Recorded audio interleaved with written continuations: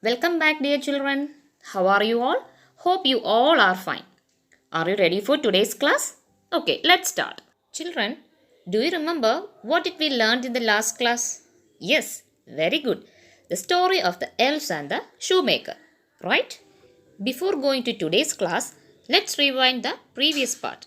Okay, listen to me. The shoemaker and his wife were surprised to see 6 pair of shoes.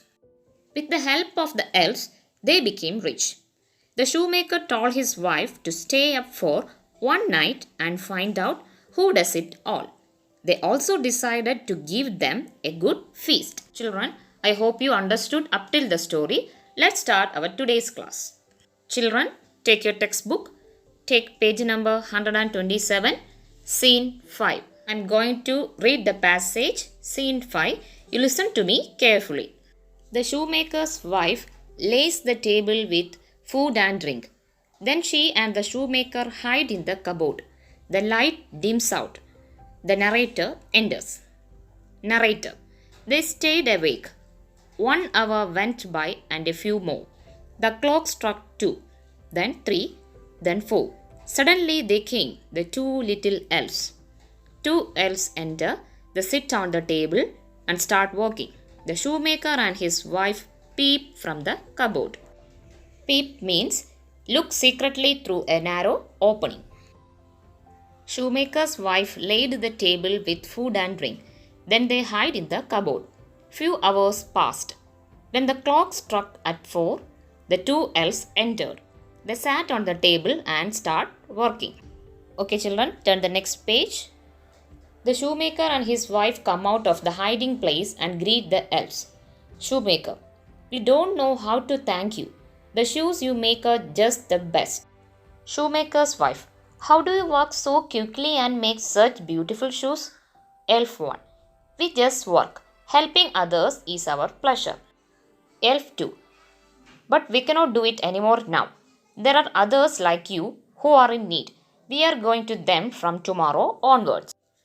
At that time, the shoemaker and his wife come out of the hiding place and greet the elves. The shoemaker don't know how to thank the elves for making beautiful shoes. They praised their work.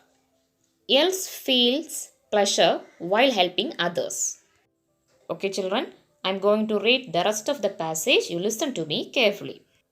Elf 1. Yes, this will be our final visit and this is our final shoe. Shoemaker. Won't you come from tomorrow onwards? Shoemaker's wife. But why? Elf 1. We helped you when you were in need. Now you can work hard and live happily. The shoemaker moves to the side of the room with his wife. Shoemaker angrily.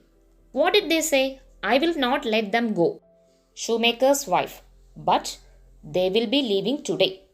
Shoemaker, pointing at the elves at work. Look, they are making beautiful shoes. I can't make such perfect shoes. I have only one way left. Shoemaker's wife, surprised. What is that? Shoemaker, I will never let them go. I will make them my slaves. Go and close all the doors and windows. Children, why did the shoemaker decide to make the elves his slave? Correct. It was the help of the elves the shoemaker became rich. He feared that if the elves stopped coming, he would become poor again. Summary.